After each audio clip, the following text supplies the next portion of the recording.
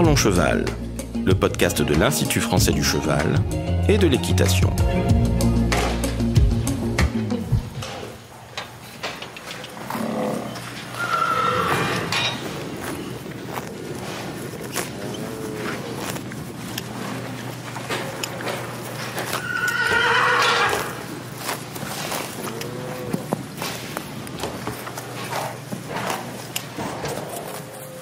Bonjour, je suis Laurent Vigneault de l'Institut français du cheval et de l'équitation. Aujourd'hui, on vous parle du pâturage mixte équin-bovin et je reçois Laurie Briot. Alors Laurie, tu es ingénieur recherche et développement en élevage équin et aussi tu es responsable R&D du plateau technique du Pin. Est-ce que tu peux nous dire un petit mot sur ce projet ? Oui, alors peut-être quelques éléments de contexte avant de démarrer. La France a lancé le projet agroécologique en 2012. En fait, ce projet avait pour objectif de faire évoluer les systèmes de production en remettant l'agronomie au cœur des pratiques agricoles pour combiner les performances économiques, environnementales et sociales des systèmes. Donc en fait, ce projet a amené à réfléchir à de nouveaux systèmes de production et à de nouvelles pratiques au sein de ces systèmes. Dans ce cadre, on peut définir l'agroécologie comme un ensemble de pratiques qui vont permettre d'amplifier les processus naturels pour essayer d'avoir des systèmes qui soient performants, plus respectueux de l'environnement, peu artificialisés et moins dépendants des intrants. Et mieux armés face aux futurs aléas climatiques. Exactement, en fait, qu'ils soient plus résilients. Donc, un des principes de l'agroécologie appliquée aux productions animales, c'est de mobiliser la diversité qu'il y a au sein des systèmes. Et donc, un exemple, c'est la mixité d'espèces au pâturage. Donc, on peut définir, en fait, le pâturage mixte comme la conduite de plusieurs espèces d'herbivores sur une même parcelle de manière simultanée ou alternée, et ce, à l'échelle d'une saison de pâturage. Oui, tu peux nous préciser d'ailleurs ce que tu entends par simultané ou alterné. Je crois que c'est important de bien comprendre ce principe. Ouais, alors en fait, quand les animaux sont en simultané, c'est-à-dire qu'ils partagent la même parcelle, ils sont ensemble dans la prairie, alors que le pâturage alterné, c'est qu'en fait, chaque espèce va passer l'une après l'autre. C'est ça, successivement sur chaque parcelle. Alors, mais la même parcelle. Il y a plusieurs bénéfices attendus de cette pratique. Oui, les bénéfices sont multiples. Le premier bénéfice qu'on peut évoquer, en fait, c'est une meilleure valorisation de l'herbe, et ce qui va permettre une diminution des achats d'aliments. Et d'un autre côté, on peut aussi évoquer le bénéfice d'un point de vue parasitaire avec une diminution du parasitisme gastro-intestinal des deux espèces. Alors tout ça, on va en parler en détail. J'ai envie de te dire d'emblée, c'est pas une technique nouvelle, ça se pratique depuis des dizaines d'années, non ? Ah non, effectivement, quand on se promène dans la campagne, c'est pas rare de croiser des chevaux qui pâturent avec des bovins. C'est une pratique qui existe depuis longtemps, mais le sujet d'étude en soi est quand même assez récent. Les principaux travaux qu'on a sur la mixité équin-bovin, ils ont été faits dans des milieux à fort enjeux environnementaux et pas dans des prairies productives comme des prairies normandes, par exemple. Et donc là, ce qu'on cherche à faire avec ton étude, c'est d'objectiver scientifiquement ces bénéfices. Exactement. C'est d'apporter des références techniques scientifiquement prouvées de ces bénéfices, d'associer à la fois des chevaux et des bovins au pâturage. Et en fait, l'idée, c'est de trouver des modes de conduite qui permettent de tirer parti des bénéfices de cette complémentarité entre les deux espèces. Alors on va rentrer un peu concrètement dans les mécanismes qui sont impliqués dans cette pratique, et déjà donc il y a tout un aspect alimentaire, pâturage que tu as abordé, donc on va essayer maintenant de l'expliquer. Donc tu peux déjà nous rappeler le comportement alimentaire des deux espèces ? Oui, les bovins et les équins vont être complémentaires en termes de choix alimentaires. Ceci va permettre de limiter les zones de refus et d'améliorer la valeur du couvert alimentaire. Donc les équins et les bovins vont pas pâturer de la même façon, et ce parce qu'ils ont des différences en fait anatomiques et des physiologies digestives vraiment différentes. En termes de préférence alimentaire, les deux espèces vont préférer les graminées. Mais en fait, les bovins vont aller pâturer plutôt des légumineuses et des plantes diverses parce qu'en fait, ils sont capables de détoxifier les métabolites secondaires qui sont dans ces plantes parce qu'ils ont un rumen que n'ont pas les équins. N'a pas le cheval, qui est un monogastrique. Par contre, les chevaux sont capables d'ingérer une grande quantité de matière sèche ? Oui, c'est ça. Les chevaux sont capables d'ingérer des quantités de matière sèche importantes. et de pouvoir valoriser des fourrages grossiers car ils ne sont pas contraints par un rumen à la différence des bovins. Pour autant, ils préfèrent une herbe de bonne qualité plutôt que une herbe grossière, non? Oui, effectivement, ils préfèrent aller pâturer des zones rases parce qu'en fait, ils vont maximiser leur ingestion de protéines digestibles. Donc, vous avez certainement déjà vu un pâturage équin, c'est un pâturage qui est hétérogène. Ils vont aller entretenir des zones rases et d'un autre côté aller faire leur déjection dans des zones la végétation va être plus haute, qui vont laisser de côté. Exactement. Ouais. Et les chevaux en fait pâturent ras parce qu'ils ont la capacité de le faire et en fait ils pâturent avec leur double rangée d'incisives. À la différence des bovins qui, eux, vont aller prélever l'herbe, mais avec leur langue. Donc, eux, ils vont aller plutôt manger dans des zones de hauteur d'herbe plutôt intermédiaires, de 5 à 8 cm, parce qu'en fait, ils n'ont pas la capacité d'aller manger dans les zones rases. Et du coup, c'est ça qui fait cette complémentarité entre les deux espèces. Tout à fait, puisque les chevaux vont aller manger dans les zones rases, et les j'imagine bovins vont aller manger dans le chargement doit avoir un rôle, parce que plus il est important, moins ils vont avoir le choix, non? Donc, c'est un peu ça l'équilibre à trouver. Les éleveurs ont des stratégies différentes. Quand c'est un éleveur bovin et qu'il va avoir des équins à côté, il va du coup utiliser les chevaux pour nettoyer les refus des bovins. Donc là, en fait, l'éleveur va contraindre les chevaux à aller manger dans les refus des équins. Le cheval ne le fait pas spontanément puisqu'il préfère aller pâturer dans les zones rases. Non, il préfère trier naturellement. Du coup, à l'inverse, un éleveur équin qui a des bovins et qui veut nettoyer les refus des équins va utiliser les bovins pour faire cela. Alors, il y a un autre volet qui est très important, c'est le parasitisme. Je voudrais qu'on y vienne maintenant. Alors, quelles sont les spécificités dans ce domaine-là? Et effectivement, il y a aussi des avantages d'un point de vue parasitaire parce qu'en fait, il y a une spécificité d'un grand nombre de parasites, de nématodes vis-à-vis de leur hôte. Donc, on va parler ici de dilution parasitaire.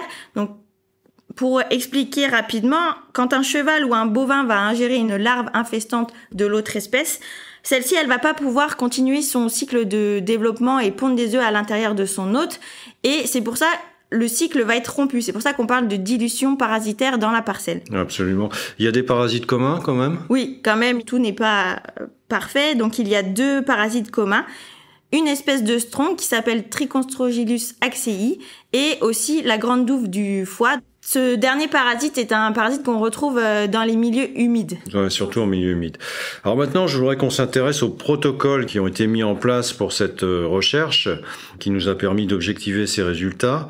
Donc on va s'y intéresser. Il y avait 2 projets de recherche qui ont été menés parallèlement? C'est ça. Il y a 2 projets de recherche qui ont été menés dans des zones herbagères d'élevage qui sont assez différentes en termes de conditions pédoclimatiques. Donc, il y a le premier projet qui s'appelle Equibov, qui a été mené pour une partie sur le plateau technique de Chambéret en Corrèze et pour une autre partie qui a fait l'objet en fait d'enquêtes en élevage à la fois en Normandie et dans le Massif central. Donc des enquêtes dans des élevages de chevaux spécialisés et des élevages mixtes, bovins allaitants, chevaux de selle. Oui, donc il y a bien 2 volets. Il y a un volet sur les plateaux techniques et complémenté par des enquêtes faites sur des exploitations. C'est tout à fait ça. Et on reviendra sur les 2 parties juste après. D'accord. Et le deuxième projet qui s'est déroulé donc sur le plateau technique du Pin en Normandie, donc s'appelle Pâture Bovéquin.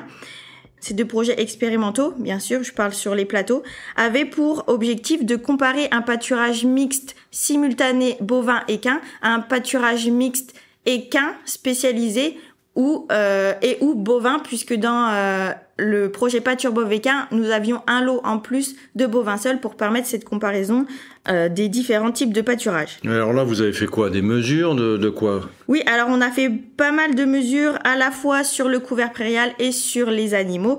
Donc afin de suivre du coup le parasitisme chez les animaux, on a pu faire des prélèvements de crottin pour après ensuite faire des coproscopies et suivre l'excrétion des chevaux.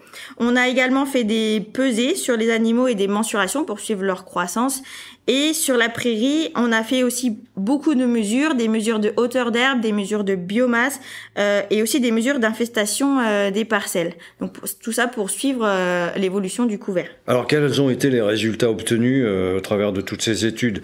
D'abord, je crois qu'il y a un gros volet sur la gestion de l'herbe, je voudrais qu'on y vienne. Tout à fait. Alors en fait, dans les enquêtes qui ont été menées du coup dans le cadre du projet Equibov dans le Massif central, donc qui comparaient des élevages mixtes et des élevages spécialisés équins, l'idée était de comparer ces deux types d'exploitation à la fois sur la gestion de l'herbe, du parasitisme et l'organisation du travail. Donc pour ce qui est de la gestion de l'herbe, il y a eu plusieurs résultats assez intéressants. Donc il s'avère que les exploitations mixtes sont de plus grande taille que les exploitations équins spécialisées. 3 fois et demi, c'est ça? Ouais, c'est ça. Donc c'est quand même assez significatif, ouais. Significatif. On a aussi un chargement des surfaces pâturées durant la saison d'herbe qui va être plus élevé dans les élevages mixtes. Donc on est à 1,2 UGB hectare vs 0,9 UGB hectare. Donc on a une meilleure valorisation de l'herbe. Exactement. On a aussi des achats de fourrage qui sont 10 fois inférieurs dans les élevages mixtes, donc c'est quand on voit les étés qu'on a connus cette année et toutes ces difficultés qu'on pourra avoir dans les années à venir, c'est intéressant. C'est effectivement très intéressant. Et on observe aussi une diminution de la fertilisation minérale dans les élevages mixtes parce qu'on a une utilisation en fait plus importante de la fertilisation organique, du fait des deux espèces et de la production de Et je crois qu'en plus, on a moins de travail de broyage, c'est ça? Exactement. Du coup, c'est un des résultats qui est assez intéressant, c'est que dans les élevages mixtes, on a moins fréquemment recours au gyrobroyage. Et ça, c'est dû notamment à la complémentarité des choix alimentaires des bovins et des équins. Donc en fait, l'herbe pâturée, elle est mieux valorisée dans les élevages mixtes. Et ça, c'est un vrai intérêt du pâturage mixte. Donc ça, c'est un premier résultat qui, effectivement, semble très important. Il faut préciser quand même aussi qu'il y a une grande diversité de conduite dans ces exploitations. Oui, alors c'est pour ça, en fait, au sein d'une exploitation, il peut avoir vraiment plusieurs modalités de conduite entre les deux espèces.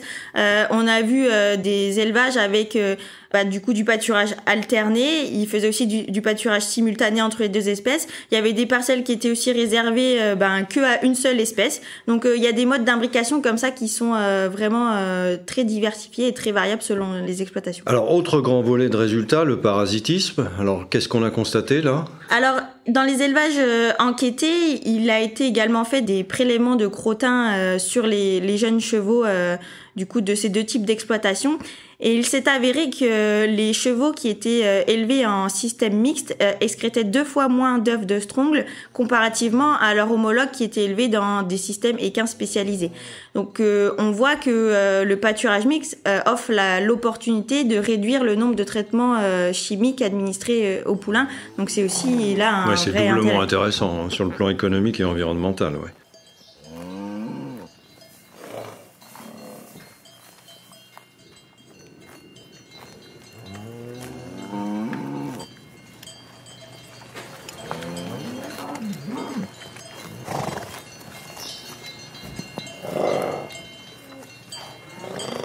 Alors, autre grand volet de résultats, l'organisation du travail. Là aussi, est-ce qu'on a constaté des bénéfices? Alors oui, il y a plusieurs résultats qui ressortent. Le premier, c'est que le temps disponible calculé est faible dans les deux types d'exploitation, donc bovin allaitant équin et équin spécialisé. Mais en fait, il y a un argument de poids qui entre dans la balance. En fait, c'est la passion et le plaisir de posséder des chevaux qui a souvent été cité comme un argument qui venait contrebalancer en fait cette charge de travail qui était élevée. Pour autant, on gagne du temps sur l'entretien des surfaces, non? Oui, tout à fait. Le travail de saison qui est lié à l'entretien des surfaces a été divisé par 2 dans les exploitations mixtes et ceci est dû à la meilleure valorisation de l'herbe et ce dont on parlait tout à l'heure, à un moindre recours au gyrobroyage. Et il y a quand même un bénéfice en associant les bovins allaitants avec des chevaux de selle, par exemple, où il n'y a pas une augmentation énorme de charge de travail? Alors en fait, la présence d'un atelier bovin allaitant dans un élevage de chevaux de selle, ça permet de diversifier la production sans réellement accroître la charge de travail. Après, ce que je voudrais rajouter quand même, c'est que on est bien dans le cadre d'élevage bovin allaitant chevaux de selle. Ouais, c'est bien spécifique. Si ça avait été une production bovin lait, les résultats auraient été totalement différent. Donc c'est un point de vigilance quand même. Alors là, ce sont des résultats donc liés aux enquêtes. Alors il y a quand même aussi les travaux menés parallèlement sur les plateaux techniques de l'IFCE, notamment à Chambray. Là, qu'est-ce qu'on a constaté? Je crois que les résultats sont moins parlants. Moins parlant, je sais pas si c'est le bon terme, mais en fait là-bas, les vaches, elles se sont comportées comme les chevaux, en pâturant les repousses qui leur étaient accessibles, et en fait elles se sont pas reportées sur les zones épiées et sèches où justement les chevaux font leur crottin. Donc ça s'explique notamment par le type de conduite qui a été mis en place sur ce site-là. C'était une conduite en rotation longue entre 2 sous-parcelles. C'est-à-dire que les animaux étaient changés tous les 15 à 20 jours de parcelle. Et ça a pu jouer donc ? Ah bah tout à fait. En fait, les bovins et les équins, surtout les bovins, puisque les équins n'ont pas changé leur comportement, mais les bovins, lorsque le changement de parcelle est effectué, les vaches ne sont pas allées manger dans les refus des équins, où justement les crottins des équins étaient concentrés, donc là aussi où il y a une concentration des larves infestantes du coup de cette espèce-là, les bovins ne sont pas allés manger dans ces zones-là, du coup on n'a pas vu de dilution de la charge parasitaire. Et ça, c'est la rotation trop rapide qui a amené ça ? C'est le fait que la repousse, qui est de meilleure valeur alimentaire, était accessible aux bovins, et quand on leur laisse le choix, eh bien, elles vont aller l'herbe de qualité, ouais. Exactement. Donc ça veut dire que si on veut mettre en place cette technique, il faut quand même bien raisonner la conduite du pâturage. C'est le maître mot, je pense, c'est de raisonner sa conduite de pâturage afin de pouvoir tirer parti des atouts de cette complémentarité des choix alimentaires des 2 espèces. Alors maintenant, je vais me mettre un peu du côté des éleveurs de chevaux qui peuvent être intéressés par cette technique de mixité, évidemment, mais ils ont toujours une question importante, c'est est-ce que la cohabitation se passe bien ? Parce que là, ils ont quand même peur un peu pour leurs chevaux. Oui, c'est une question qui est souvent posée, et il faut savoir que certains éleveurs qui sont convaincus par les bénéfices que peut apporter cette pratique de pâturage mixte, ils réalisent un pâturage alterné pour éviter tout risque de bagarre. Mais en conditions simultanées, donc dans nos 2 protocoles, quand la ressource en herbe et l'espace disponible est suffisant, eh bien, les interactions sont rarement négatives. On a même vu des comportements affiliatifs entre les 2 espèces. On a souvent vu des flairages, les animaux se couchaient l'un à côté de l'autre. Donc, avec cette proximité entre les 2 espèces qui traduit en fait une certaine affinité. Et en plus, on peut considérer qu'en général, c'est l'espèce dominante, c'est le cheval. Oui, souvent les comportements de fuite qu'on a pu observer, c'était plutôt de la part des bovins et pas des chevaux. Je crois que tu as un témoignage intéressant chez un éleveur, là, c'est une anecdote, mais c'est assez amusant. Tout à fait, en discutant avec lui, il m'expliquait que en fait lui il a un troupeau de bovins et quelques juments de trait. Donc en fait, il utilisait les juments pour changer les animaux de parcelle. Il prenait une jument au licol et tout le troupeau à la fois d'équins et de bovins suivait, donc c'était assez pratique. Il utilisait aussi même certaines juments pour pouvoir boucler les veaux. Donc la vache restait à l'écart et lui pouvait attraper le veau. Oui, donc des bonnes interactions entre les 2 espèces. Quelles sont les autres précautions à prendre en compte ? On a souvent aussi des questions là-dessus, sur les clôtures notamment. Oui, alors c'est vrai que les bovins et les équins, souvent c'est pas les mêmes types de clôtures qui sont utilisés. Les équins, c'est souvent du fil électrifié ou des lisses en bois, alors que les clôtures pour les bovins, c'est plutôt du barbelé. Donc nous, on a fait un mix des 2. C'était des clôtures, les parcelles qu'on a utilisées étaient clôturées en barbelé et on les a doublées avec des fils électriques pour éviter tout problème. Après, la cohabitation se passe plutôt bien et on n'a pas eu d'échappée. Donc quelques précautions à prendre quand même là-dessus, mais pas de problème majeur. On se pose aussi souvent la question de savoir s'il faut écorner les vaches. C'est une très bonne question. Dans tous nos travaux, nous avons utilisé des génisses qui étaient écornées. Donc difficile de répondre, mais je pense que quand il est possible de diminuer le risque, c'est mieux d'utiliser des génisses écornées. Et après, une autre solution, c'est de faire du pâturage alterné. Après, nous n'avons pas d'études qui montrent que un pâturage alterné vs un pâturage simultané, quel est le mieux quel est le pâturage qui permet d'avoir les meilleurs résultats. Mais ça, on va en parler tout à l'heure. Ça, c'est donc quand même, il faut faire attention à ce point-là, hein, je pense. Il y a aussi une phase d'habituation à prévoir entre les animaux. Nous, c'est ce qu'on a privilégié dans nos protocoles. Sur le plateau technique IFCE du Pin, nous avions réalisé une habituation des animaux en stabulation avant leur mise au pré. Donc on disposait de plusieurs cases, donc les bovins et les équins pouvaient se flairer à travers les barrières Et lorsqu'on a mis au pré les animaux, on a d'abord mis les équins en premier. Après, c'était dans une grande surface quand même. Nous avions 3 hectares à disposition. Et ensuite, on a amené les bovins parce qu'il peut avoir des réactions de peur. On a quand même vu pas mal de ronflements de la part des chevaux et avec une distance assez importante entre les deux espèces au début qui, au fur et à mesure, se rétrécit et après, ils pâturent ensemble de manière assez proche. Alors là, on parle du pâturage mixte bovin-équin. Est-ce qu'on a étudié la question entre les ovins et les équins ?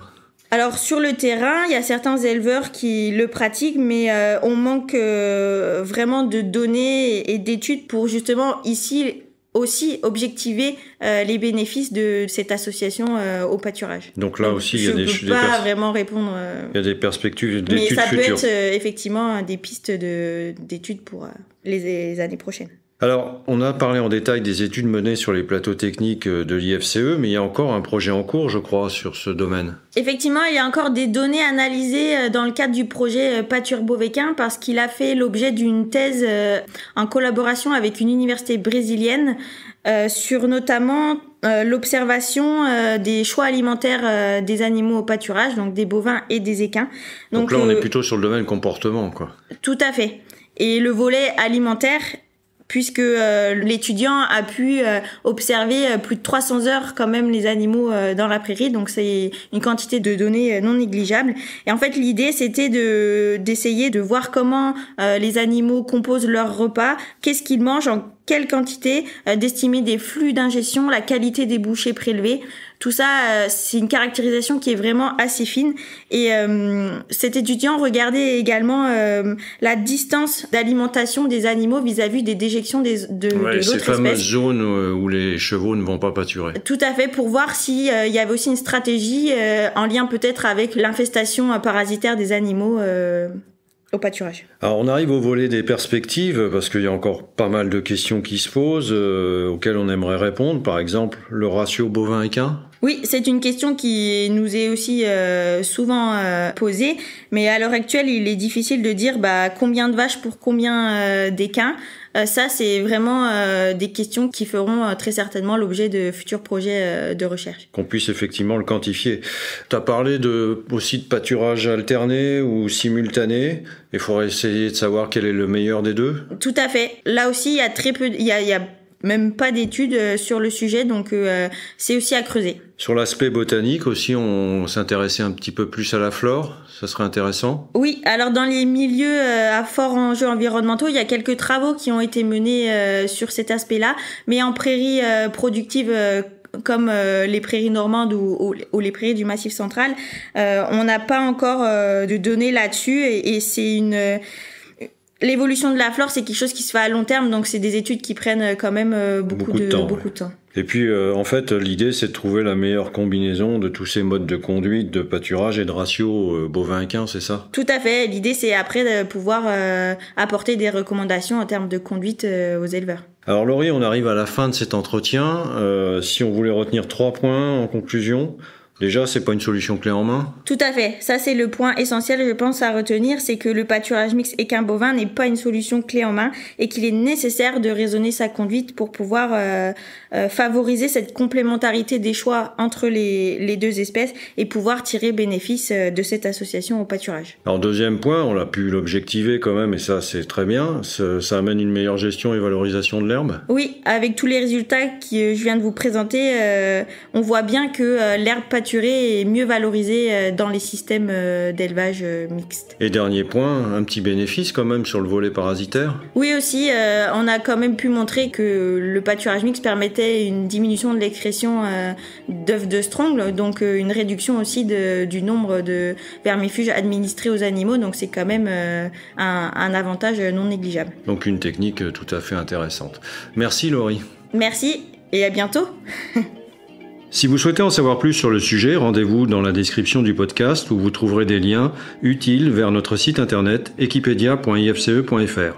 Vous pouvez aussi nous rejoindre sur notre groupe Facebook Equipedia Sciences et Innovation Équine pour plus de contenu. Pour ne manquer aucun épisode, abonnez-vous, partagez, commentez et n'hésitez pas à laisser 5 étoiles sur Apple Podcasts et Spotify. À très vite pour un nouvel épisode.